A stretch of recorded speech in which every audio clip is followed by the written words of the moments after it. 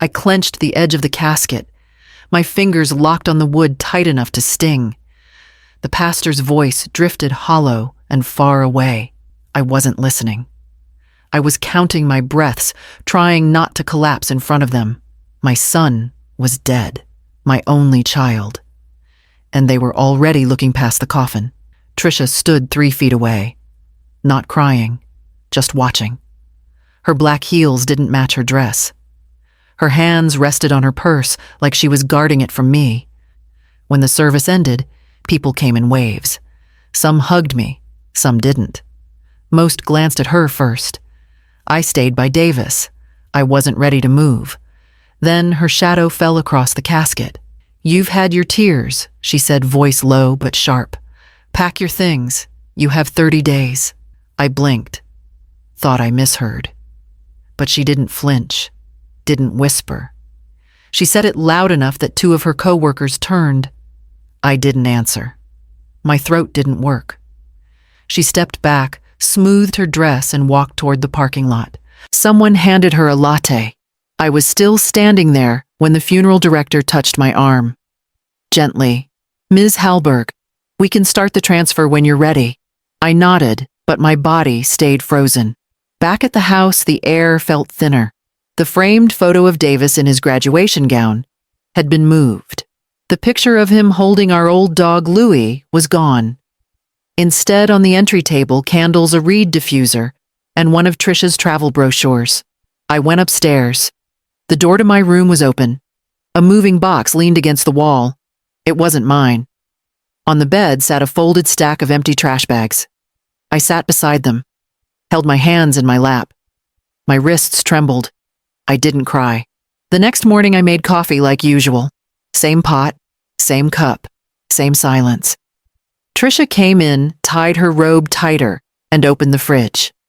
"Just so you know," she said, "Mark's coming this weekend to take measurements for the renovation." I said nothing. "Oh, and let me know when you're done packing. I'll call the donation truck." I poured the coffee. No milk. No sugar. She didn't speak again, just left the room. Later, I stood at the base of the stairs and looked up toward my room.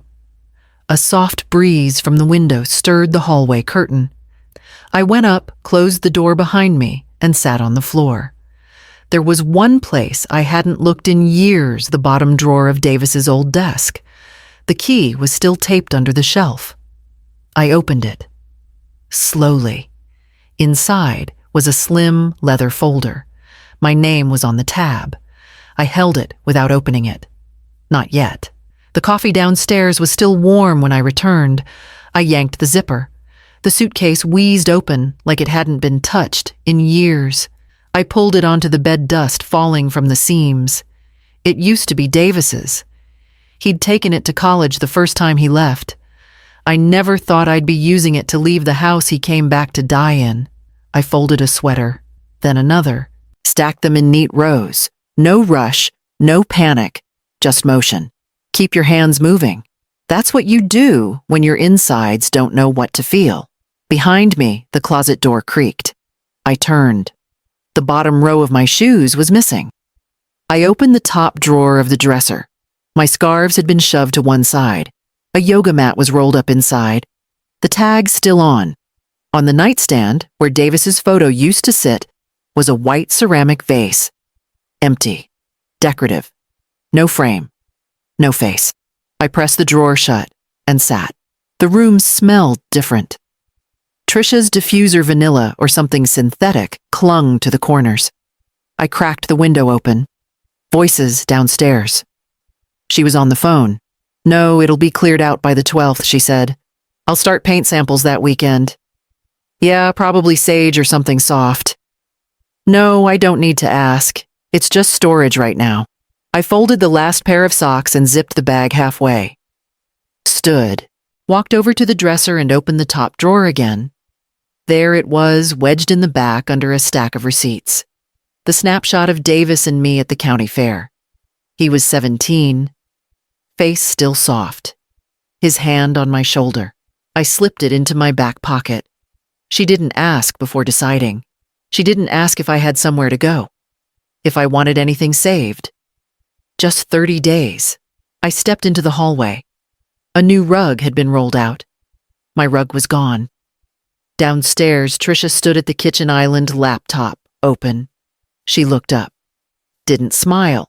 Did you start packing? I nodded. Great. I can call my cousin to help move furniture next week if that makes it easier. I walked past her, poured myself a cup of coffee. Make sure to label the boxes you're keeping, she added. The rest I'll handle. I held the cup in both hands. The silence between us stretched. Also, she said, tapping the keyboard, we're going to need the room cleared by the 10th, not the 12th. The contractors open earlier than expected. I went back upstairs. In the hallway closet, I pulled out the metal file box from the back shelf. It was heavier than I remembered. I placed it on the bed next to the suitcase. Unlocked the latch. Inside, folders, tax returns, letters, and one envelope with my name in Davis's handwriting. I opened it slowly. One page. Short. Just instructions. It began, Mom, if anything happens to me. I opened the front door to strangers. 2 women in blazers stepped inside without hesitation, one carrying a binder, the other holding a camera. Just doing some quick shots for staging mock-ups, the tall one said. Trisha followed behind them, sunglasses still on, coffee in hand. This is Alicia and Jen. They're helping us get an idea of the layout options.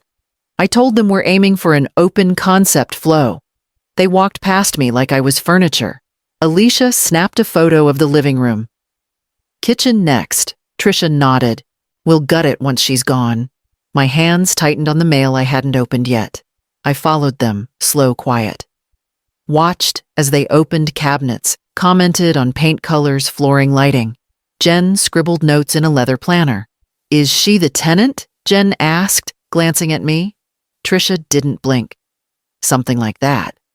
I said nothing. In the kitchen, Jen stood in the middle of the floor pointing. You knock this wall out, push the counters back. You get light all day. Trisha laughed.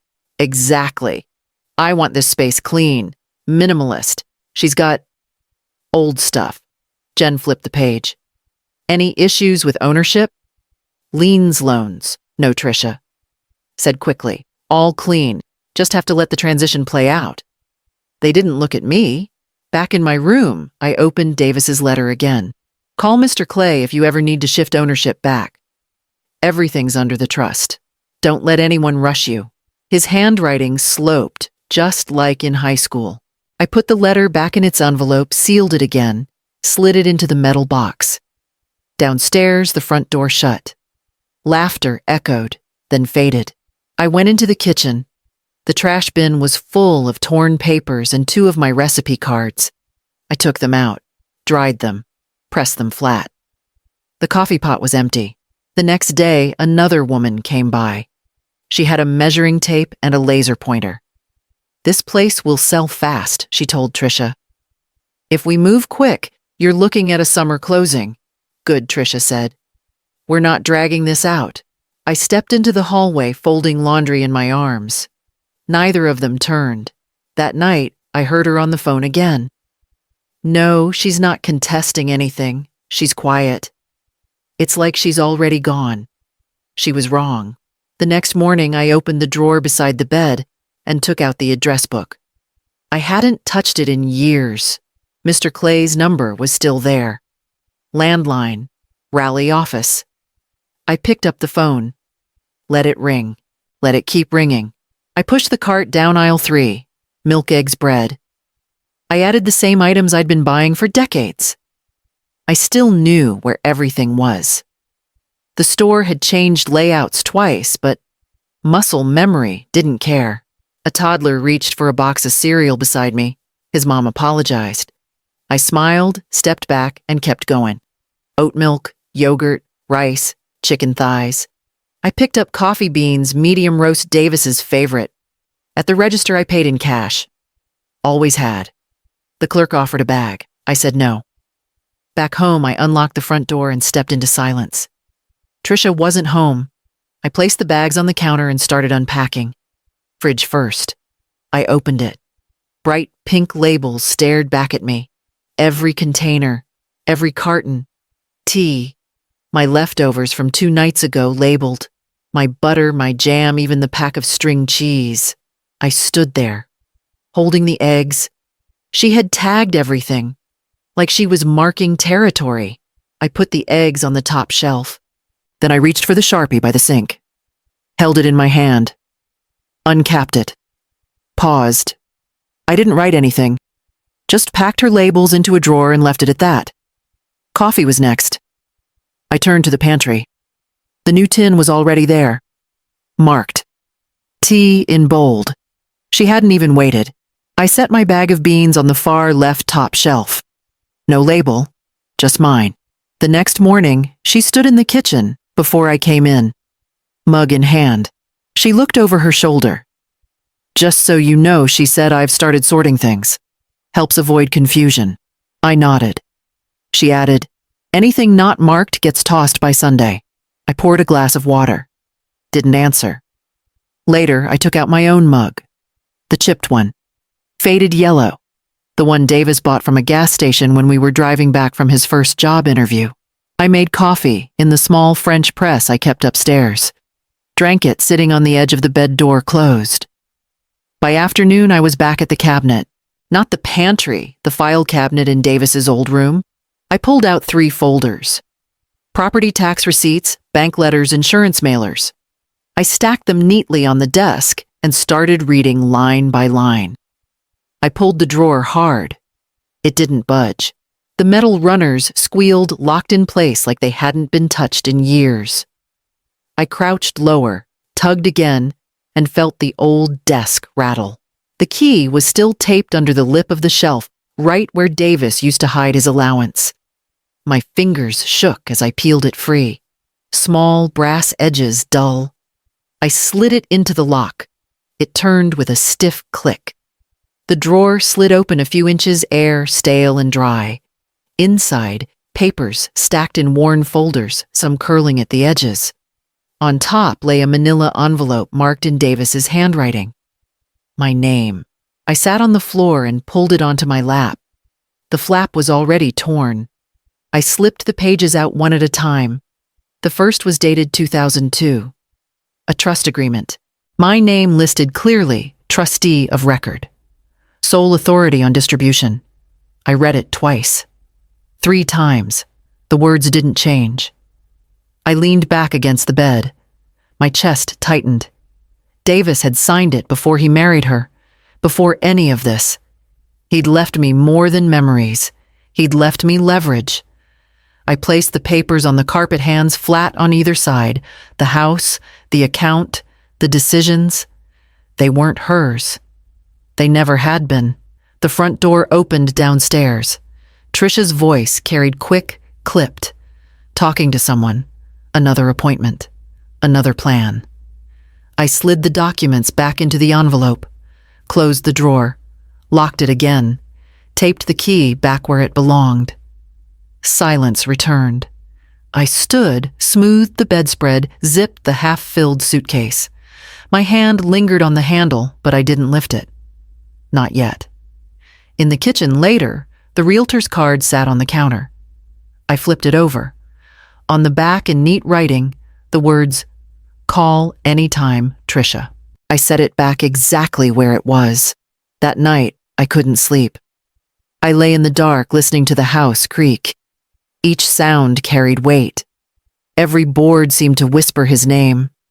By morning, I made coffee upstairs again. My mug warm in my hands, my mind steady. I opened the file box once more and added the trust clause to the stack I'd started. 3 folders now. 1 envelope. A rope slowly twisting into something stronger. Downstairs, I heard her moving furniture, dragging chairs across the floor. She was already changing the house. I didn't go down. I sat at the desk, pen in hand, and wrote the name I hadn't spoken in years, Mr. Clay. Then I copied the number from the old address book onto the top page of the folder. The phone sat beside me, waiting. I paused on the stairs. Trisha's voice echoed from the kitchen. Loud, quick, careless. "No, seriously. Once we flip the house, that's an easy 400. Maybe more if the market stays hot. I stayed still, one step up from the bottom, holding my breath. She's not gonna fight it, Trisha went on. She never does. Davis babied her. That's why she's so soft now. I give her a date, she packs. Easy. Silence. Then a sharp laugh. No, she hasn't said a word, just walks around like a sad ghost. I could knock the walls down tomorrow and she'd thank me for the dust. My hand gripped the railing. She moved toward the back window. Her voice dropped lower, but not enough. I already talked to the bank about bridge financing. We sell, I roll that into the next down payment. No, it's not in my name, but trust me, it's mine now. She's not gonna pull anything. I stepped back, slow. Let the floorboards creak. Her voice cut off. When I entered the kitchen, she turned phone against her chest. Oh, morning. Didn't hear you. I nodded, poured water into the kettle. My hands didn't shake. She ended the call and moved past me. I have a showing later. Can you clear out for a bit? I said. I have errands. She smiled, like we were two roommates with different schedules. I carried my coffee upstairs, closed the door, and sat on the edge of the bed. She thought I was harmless. She thought silence meant surrender. I opened the metal box and pulled out the trust papers again. The date on the signature hadn't changed. Neither had the clause that gave me final say. I added a note to the folder: confirm property title, pull latest tax record. At noon, I left, drove to the county records office. My name was still listed co-owner right beside Davis's. No amendments, no transfers. On the way home, I stopped by a pay-as-you-go printing shop. Made 3 clean copies. 1 for Clay. 1 for the lockbox. 1 for Trisha when the time came. Back at the house, she was gone. I went to the kitchen. The realtor's business card was in a new spot, now propped against the sugar jar, bold and visible. She wasn't hiding anything. She didn't think she had to. I stood there a long while, the copy of the deed in my purse. The weight of it heavy, but right. The hallway smelled like fresh paint. I followed the scent. The guest room door was open. Drop cloths on the floor, brushes beside the windowsill. On the wall, swatches of beige and cream in neat rows. I stepped inside. Looked at the mess. Looked at the brush still wet. She didn't wait for the 30 days. I walked back to my room and took out the phone. The first number rang twice before going silent. The second picked up. A calm voice said, Clay and Roebuck, legal. How may I help you? I said. This is Inez Hallberg. I need to speak to Walter Clay. The voice hesitated. He's retired, ma'am. I know I said. But he left me something. He'll remember. I called Nate first. He answered on the second ring. Hey, Mrs. Hallberg. It's been a while. I asked if he had time for a coffee. Just a quick catch-up. Sure, he said, but hesitated. Can we do it somewhere quiet? We met at the diner off Mill Road. Corner booth. Coffee already poured when I got there. He smiled, but his eyes stayed low. Stirred his cup, even though it was black. I didn't waste time. She's making calls. Lining up buyers. Telling people the house is already hers. He shifted in his seat. Inez. Trisha's been through a lot, too. She's also been through my drawers. He sighed. You know Davis didn't want things to get ugly. I held my cup steady. She's planning to gut the house. Said it right in front of me. Took down his photos. Labeled my food. You think he'd be proud of that? Nate looked away. She told me I had 30 days, I said. At his funeral. He didn't speak. I leaned forward. You knew Davis. You knew what we had. He nodded slowly. But, look, it's not my place. I don't want to get in the middle. You're already in it. He put his cup down. She's grieving. She lost her husband. People act out. I stood. He didn't stop me. On the way home, I tried Linda. No answer. Then Ray. Straight to voicemail. I pulled into the driveway and saw a delivery truck parked out front. A man was unloading paint cans and flooring samples.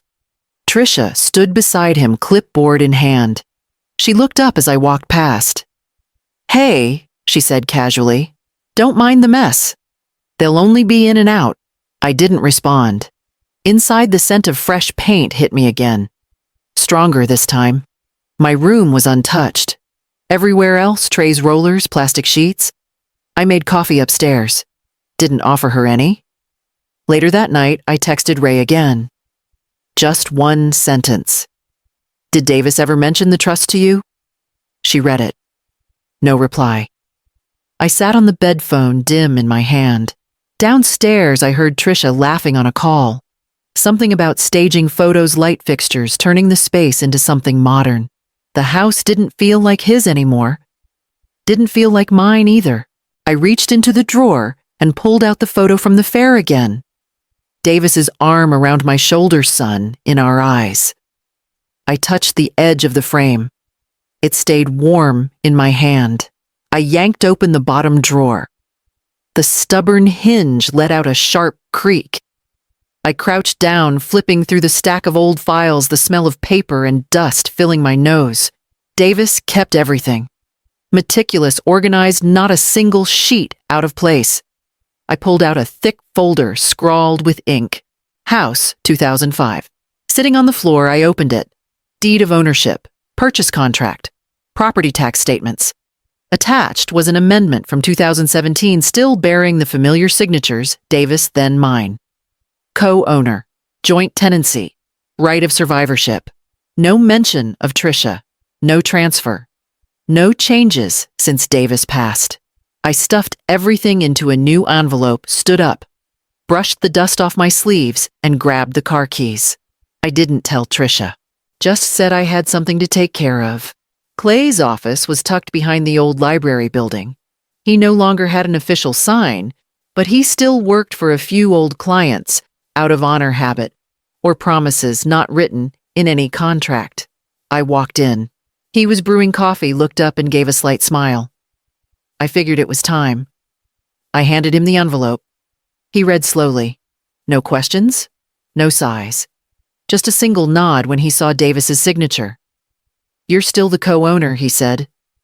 "No one can sell without you, and the account. The insurance assets are still in the trust Davis set up in 2002. You're still the designated trustee. Never changed." I exhaled. Slow, steady. "Quick reaction or stay quiet?" he asked. "Quiet." He nodded. "I'll file a hold on the transfer with the county office. If you want to push further, just give me a nod." I said nothing. Just extended my hand. He shook it firm, decisive. His hand was old, but still the hand of someone who knew the law and how to keep it in place. Leaving the office, I headed straight to the nearby copy shop. Made 3 copies, one to file, one to keep, one for backup.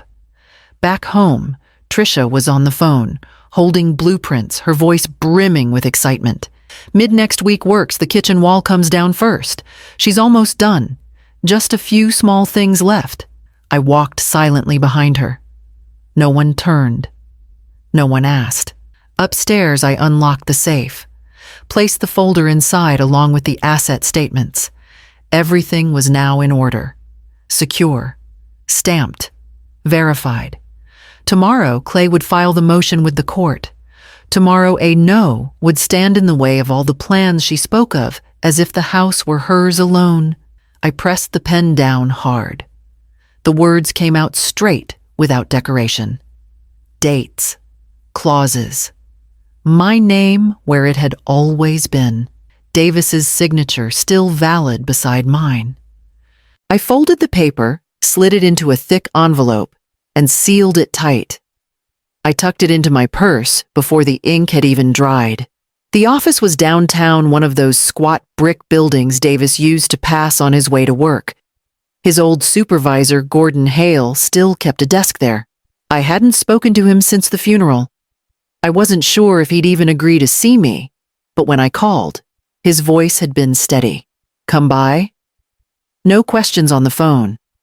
I found him alone, papers stacked neatly at his elbow. He looked older, thinner around the cheeks, but his eyes sharpened when I laid the envelope in front of him. "From Davis's files," I said. He opened it, adjusted his glasses, and read every page.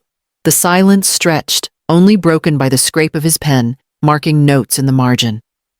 I weighted my palms flat against my knees. When he finished, he looked at me and nodded once. "These documents hold. Nobody else can touch them. Not even her. Especially not her," he said. "She doesn't have standing. She never did." We shook hands across the desk. His grip was firm, his expression dry but respectful. Nothing more needed to be said. On the way back, I stopped at the copy shop across from the library. Ran 3 sets of copies. One went into my purse. One into the drawer Clay had asked me to keep clear. One I mailed to myself sealed and stamped the postmark, a witness nobody could dispute. At home, Trisha's car was already in the driveway. Laughter drifted from inside her voice, layered with someone else's. I paused on the porch, listening. She was talking about renovations again, about colors and tearing down walls, like it was already done. I slipped past them, climbed the stairs, and closed my door. The envelope went into the bottom of my dresser drawer. Beside it, I laid the bank receipts and the trust certification Clay had helped me gather. Piece by piece, the pile grew heavier. Solid. Unshakable. I sat on the edge of the bed, hands still, heart steady. They thought silence meant surrender. They thought my footsteps left no mark. But the ground was already shifting. And tomorrow at the bank, the rest would come into focus. I placed the folder on the counter. The bank officer opened it without a word. He flipped through the pages, slowly, pen tapping against the desk. My name was on every line that mattered, every signature, every clause, every right of control. I waited. I didn't blink. I wanted him to be the one to say it aloud. He finally looked up. "The insurance trust is still valid. You're the sole trustee and beneficiary. No amendments, no secondary claimants." I nodded once. He turned the page. "This retirement account was rolled into the trust in 2019. Davis filed the paperwork himself. It's all clean. No one else has access or rights. And the house," he paused, tapping the corner, "was never legally removed from the joint deed. You're still the surviving owner." I didn't smile. I just breathed. "I'd like a formal statement," I said. "Stamped, signed, dated. I want 3 copies. Of course." He stood, walked to the back office, and returned minutes later with the paperwork. The sound of the stamp hitting the paper was loud, final. A kind of punctuation no one could argue with. I took the documents and slipped them into my bag. "Thank you," I said. "You're welcome, Ms. Hallberg." His voice was lower now, respectful. "Let us know if you need anything else." Outside, the sky was still gray, heavy, but not raining. I walked without hurry. The papers felt warm under my arm. Not because of the sun, but because they were mine. Mine and proof. I stopped at the coffee shop on the corner. Ordered black no room. While I waited, I glanced through the copies. The clause was so simple. A single sentence in Davis's handwriting. A check mark beside my name. It didn't need to be dramatic. It just needed to exist. At home, Trisha was in the dining room again, pacing with her phone to her ear. "I don't care what she thinks she owns," she said, voice tight. "Once the listing goes up, it's out of her hands. She's barely holding on. She's got nothing. She's got no fight left in her." I moved past the stairs without a sound. In my room, I laid the documents beside the others. Trust deed, bank certifications, tax filings. Each paper a brick. Each one stacked against the fantasy they kept spinning. I didn't call Clay. I didn't rush. I just sat down at my desk and took out the next form he'd given me. A simple filing to freeze any property sale pending ownership dispute. All it needed was my signature. I signed without pausing. 3 places. Black ink. My hand didn't shake. Clay flipped the documents back toward him, scanning every line. He didn't ask if I was sure. He knew I was. This updates the trust, he said. Davis intended for this to be protected. You've just made sure it stays that way. I nodded. He reached into the drawer and pulled out the second form. This one's the temporary stay. Once filed, they can't list, market, or transfer the property until it's resolved in court. It buys time. And leverage. I signed again. Clay pressed the seal down hard. The stamp left a clean impression. Copy for the county, he said. One for the clerk. One for you. He separated the stacks with quiet precision. He pushed my set across the desk.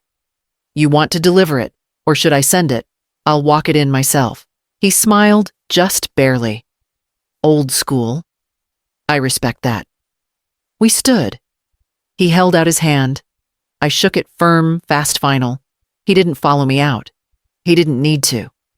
At the county clerk's office, I handed over the papers. No fanfare, no questions. The woman at the window stamped each page, slid one copy back to me, and said, It's on record now. They'll be notified if they try anything.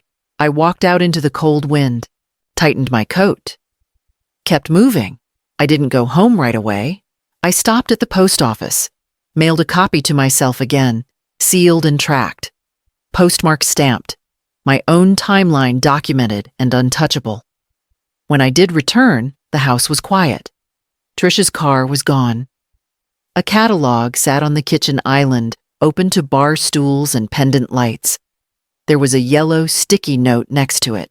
Contractor coming Thursday. Confirm paint. I folded the note in half and placed it under the salt shaker. Upstairs, I slid the certified documents into the drawer with the others. The folder was thicker now. Heavier. It didn't rattle. It sat like it belonged. They didn't know yet. I hadn't said a word. I didn't need to. Let them keep planning. Let them keep spending. Let them think the rope's still slack. Trisha slammed the paper onto the table. Forks clinked. The casserole steam cut through the silence. She didn't wait. Sign this, she said. It waives your name from the deed. We can list by Friday. I looked at the page. 2 paragraphs. Legal boilerplate. No letterhead. No notary. Just a blank signature line and the word release in bold. She pushed a pen across the table with the edge of her fork. It's just a formality. No one wants to drag this out. Davis's chair sat empty beside her. She didn't look at it. Neither did I. Across from me, Darren didn't speak. He chewed slowly, like if he stayed neutral long enough the fire might not reach him. I lifted the page. Read it slowly. No date. No mention of the trust. No clarification of rights. It was a rush job slapped together by someone who thought urgency could replace legality. Where'd you get this? I asked. A friend, she said. She does real estate. I folded the paper neatly in half. I'll think about it. Trisha narrowed her eyes. There's nothing to think about. I said I'll think, I repeated. Her lips pulled tight. She stabbed her fork into the casserole and didn't say another word. I cleared my plate after dinner, rinsed it, dried it, set it in the rack like I'd done for 30 years. No one said thank you. In my room, I laid the folded paper on my desk beside the certified trust copy. I didn't need to compare. I knew which one held weight, which one had law behind it, which one had my name with a seal, not just a line. They were playing checkers on a chessboard. I didn't call Clay. I didn't respond to her push. I just picked up the envelope I'd sealed days earlier, the one with the bank certifications, deed confirmation, and stay of sale notice, and checked it again. Still perfect. Still untouched. Downstairs, I heard cabinets slamming, footsteps heavy against the tile. Trisha was rattling the walls to prove she still owned the heir. Let her. I slid the fake release form into my drawer. Not the trash. Not the fire. I might need it later. For contrast, I carried out the pitcher of lemonade. Not one of them offered to help. They were already gathered Trisha's people. Her yoga friends, her healing coach, the couple from down the street, who always agreed with whoever poured the wine first. The fire pit crackled, fake logs glowing orange, pillows arranged in a circle like it meant something. Trisha raised her glass. To moving forward, she said. To fresh starts. They clinked glasses, laughed, sipped. I poured lemonade into a chipped glass, took the empty seat at the edge. No one looked directly at me. I wasn't included. I wasn't excluded. I was just unacknowledged, like a server at a catered wake. One of the women leaned in. It's so good that you're finally getting to reset this space. Davis would want peace here. Trisha smiled wide. That's exactly it. A peaceful reset? She didn't mention the paper she'd tried to shove in front of me the night before. She didn't mention the pending sale, the open contractors, the gutted hallway upstairs. She told them about transitions, about energy, about cleansing old wounds. Not once did she say his name like it meant something. I sat back. Let the glow from the flames flicker against my hands. Let their words float past like they weren't for me. They weren't. And still I didn't leave. Someone passed around cheese cubes. Another lit sage and waved it toward the yard, as if smoke erased memory, as if fire burned away ownership. Trisha stood, cleared her throat. We're listing soon, she said. It's time. Murmurs of approval. One woman clapped gently like it was brave, like pretending your husband's mother never existed was spiritual progress. I stood. She froze mid-sentence. The others turned. Silence replaced the flicker of self-help. I set the lemonade pitcher down gently. There's no listing, I said. Not yet. No one spoke. Trisha blinked like I'd broken a rule no one wrote down. I didn't explain. I didn't argue. I turned, walked inside, and closed the door behind me. The glass tapped mine before I could move. A soft chime, accidental. The man blinked, nodded politely, then turned away without waiting for a response. His attention snapped back to Trisha, who stood at the front of the room in a linen jumpsuit and polished grin. To new beginnings, she said, raising her wine, to freedom, to peace. The crowd murmured approval. A few laughed. One woman whispered loud enough for the table to hear, she's finally moving on. Brave. The catering tray clinked behind me. I stood at the back wall, not seated, not served. I wasn't on the guest list. I wasn't even listed as family when the invites were sent. Trisha continued, voice steady. We've been through so much. Loss is hard, but growth is harder. And I'm choosing growth. Another round of clinks. A man near the fireplace actually said, Amen. I watched her sip from the glass I bought part of the set from the registry I paid for. I stared at the ring on her finger, resized by Davis, using my grandmother's diamond. She moved through the room like it was hers, like she'd always been the anchor. She never said Davis's name, not once. I gripped the cold rim of my untouched glass, held it steady. No shaking. Just breath and bone and years of keeping still while everyone else made noise. Trisha floated from guest to guest. She touched arms, laughed too loudly, made sure no one noticed the closed hallway door upstairs, the one I locked, the one with the documents, the one no one would dare open without knowing. I set my glass down, walked past the kitchen, reached the edge of the room just as Trisha turned toward me. She didn't flinch, didn't greet me. Her smile only widened like she was performing. And some of us, she said, lifting her voice, are choosing to let go of the past. Finally, the room laughed again, not at me, just near me. The kind of laugh that rolls over a person without naming them. I held her gaze. Didn't move, didn't smile. She turned away first, lifted her glass higher. I left mine behind. Walked upstairs, unlocked the drawer, pulled the file free. It was time to stop clinking empty glasses. I opened the door before she could. The officer stood on the porch, one hand on his belt, the other holding a folded packet. Mrs. Hallberg, yes. He nodded. We're delivering formal notice regarding the sale of this property. Documentation has been filed. There's a stay on transfer. You're listed as legal co-owner with retained trust authority. That status is active and binding. Trisha came up behind me, robe half-tied, face unwashed. Excuse me, what is this? The officer didn't flinch. Ma'am, based on the documents submitted to the county and the trust division, you do not have authority to sell, renovate, or alter ownership without consent from the listed trustee. That trustee is not you. Neighbors had started to gather, one man with a rake, another in slippers. The morning was still early enough that silence hung between every word. This is my house, Trisha said, voice rising. My husband. The officer shook his head. The house was never transferred solely to him. It remained jointly owned with his mother. That never changed. She turned to me. You filed this behind my back. I said nothing, just stood still. The officer continued reading from the paper. This property is subject to a legal freeze. No sale or listing can occur until resolution is determined in court. Additionally, any occupant not listed on the deed may be subject to eviction. You have 72 hours to provide updated documentation or vacate the premises. Her mouth fell open. No words came. She looked around at the officer, at the neighbors, at me, waiting for someone to rescue her. No one spoke. The officer handed me the second copy, then turned back down the porch steps. He didn't wait. He didn't apologize.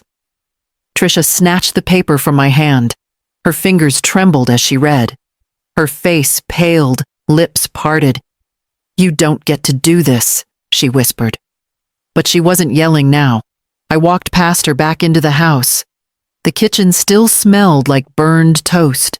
Her mug sat half full by the sink lipstick on the rim. I poured it out, set it in the rack. She didn't follow me.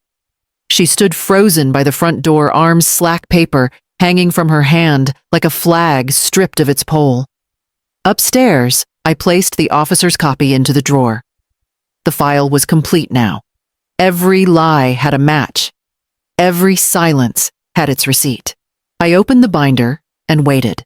The agent stood near the kitchen island, her blazer still buttoned, phone in hand. She looked smaller than before, less sure of her clipboard. I had a follow-up scheduled, she said carefully. Trisha said today was for measurement staging concepts. I pulled out the first page. Tax ID. Davis's signature. My name beside his. She didn't tell you, I asked. The agent glanced toward the hallway. She mentioned a delay. I slid the binder forward. It's more than a delay. She hesitated, then sat. I turned the pages slowly, each one labeled. Deed record, joint ownership clause, trust confirmation, freeze notice, certified mail receipts, court-stamped injunction. She's not on the title, I said. She never was. The trust was never amended. I'm co-owner, sole trustee. The stay is active. The agent didn't touch the binder. Just read. Her jaw tightened. She signed a listing agreement, she said weakly. Based on fraud, I replied. You might want to retract it before your firm gets pulled into this. I flipped one more page, Clay's cover letter. Typed, dated, notarized. The agent took a photo of the front page, then another of the injunction. I'm going to have to speak with our legal. Do that. She stood. The phone shook in her hand as she packed her things. I thank you for being calm, she muttered. I nodded. Didn't stand. Trisha didn't come down until the door closed. She stared through the front window, arms crossed. You just love humiliating me, don't you? I said nothing. The binder still sat open between us. She turned away. I closed it slowly. Placed it back in the drawer. Not hidden. Not locked. Just ready. The phone buzzed twice. I glanced at the screen. Her name. A single line of text. Can we talk? Please. For Davis. I read it once. Then again. My thumb hovered over the reply box, but the words never came. Instead, I held the phone still until the screen dimmed. Then I swiped open the settings and blocked the number. One tap. Done. Silence followed. For years, that name Davis had been the lever she used against me. Every argument, every demand, every order came wrapped in his memory. She'd wielded it like armor, like a shield that made her cruelty righteous. But the name was mine before it was hers. And now I would not let her weaponize it one more time. That evening, she came to the kitchen. No phone this time, no audience. Just her leaning on the counter, arms tight against her chest. I was serious, she said. We need to talk. I rinsed my cup, set it on the rack. You had months to talk. Her mouth twitched. I made mistakes. I was grieving. I turned. So was I. For a moment she faltered. The sharpness in her voice cracked. I can't do this alone. You never had to, I said. You chose to. The silence stretched. The hum of the refrigerator filled the room. She opened her mouth again, then closed it. Her eyes darted to the floor, then back to me, searching for something I wasn't offering. I walked past her steady, my shoulder brushing hers as I left the kitchen. Upstairs, I closed the door behind me, pulled the drawer open. The binder was still there, heavy, patient, waiting. Her pleas didn't move it. Neither did mine. I sat at the desk, pen in hand, and signed the next page Clay had prepared. The notice for formal eviction. The rope I'd held slack until now. Tomorrow it would be pulled. I pulled the tape off the trim. The corner dried smooth even. No streaks, no splatter. Just clean, solid color where her chalkboard paint used to be. Manifest Mondays, it had read, in gold marker. I painted over it twice. The hallway was quiet. No music, no clinking jewelry, no realtor heels tapping toward the door. Just me and the soft echo of my steps on the hardwood. I moved room to room, peeled off stickers, magnets, handwritten affirmations she'd taped to the kitchen cabinets. Trust the universe. Release control. I filled a trash bag. Her essential oil diffuser sat unplugged by the window. I tossed it in. The realtor's flyers went next. Rolled rugs, branded candles, a stack of staging magazines curled at the edges. I opened the windows, let the wind come through. It pushed past the curtains, like it remembered the house better than we did. In Davis's old room, I stopped. The desk was still there. My father's passed down, still scuffed from when Davis was 10, and thought he could carve his name with a safety pin. I ran my hand over the surface. Beneath the desk was the box I hadn't opened since the funeral. I slid it out, lifted the lid. Inside, his report cards, some old photos. The train set he said he'd one day give to his kid. None of it had been touched. She never came in here, not once. Didn't pack it, didn't toss it. Just ignored it. I took one photo out. Him and me standing on the front steps the day he got promoted. His arm around my shoulder, big grin wind blowing his tie crooked. I put it back in the box, closed the lid, and set it on the bed. Back in the hallway, I grabbed the last can of paint. That pale blue patch at the top of the stairs, her final mark. I painted it over, slow and steady. Watched the old layer disappear. The brush dragged smooth. No rush now, no noise. Just the sound of breathing. Mine. I sealed the envelope, pressed the flap flat, ran my finger along the edge twice firm, taped it anyway just to be sure. The paperwork inside was clean, final. Clay double-checked it yesterday. No mistakes. No loopholes. The beneficiary line now bore a single name, the Davis Hallberg Memorial Fund. Not a person, a purpose. I slid the envelope into my bag and walked down the street. No rush. The mailbox was 4 blocks away, just past the bakery Davis used to stop at after school. I passed the open houses, the Halloween decorations, still clinging to fences, the sound of sprinklers ticking across trimmed lawns. The world kept moving. But something inside me had stopped chasing. At the corner, I waited for the light. A couple crossed in front of me. Young, laughing. She had her hand in his jacket pocket. He kissed her temple like it was nothing. Grief doesn't hate happiness. It just reminds you what it used to feel like. The light changed. I crossed, reached the mailbox, pulled the red handle down, slid the envelope in. The thunk was soft. That was it. Davis's insurance would go where it should have gone from the start, not to silence, not to greed, but to something that would last. It wouldn't fix what was lost, but it would stop her from pretending it was hers. Back home, I found her keys on the counter. Left behind, loose, no note. I dropped them into a drawer and shut it. One soft click. Then I opened the fridge, poured myself a cup of coffee, and took it to the kitchen table.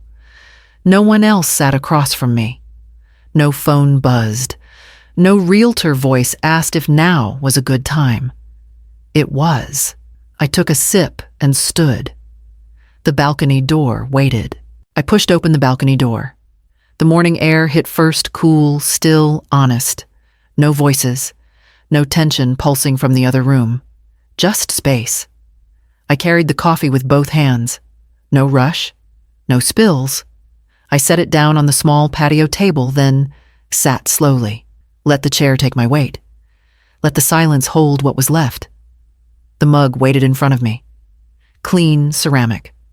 Black block letters printed firm across the front, still mine. I didn't look away. Because it was true. The house, the trust, the final say. The pictures were still in the drawer upstairs. The binders, the receipts. I hadn't thrown them out. Not yet. Not because I needed proof anymore, but because part of me still needed to see the line where I didn't fold. She was gone now. Not with a slam, not with a scream. Just gone. A whisper of a bag wheeled out the door. One missed call from an unknown number. One final post online that said nothing of what mattered. The court hadn't needed to intervene further. The freeze order stood. The lawyer filed the update. The property was never contested again. Davis's name stayed where it belonged, and mine stayed beside it. I took a sip. The warmth settled slowly. Not everything had healed. Some grief didn't resolve, it just grew quieter. But the bitterness had burned off. No labels on the fridge, no flyers tucked under the door, no one waiting to flip my silence into consent. Just the chair, the table, the mug, and the breath I hadn't realized I'd been holding until now.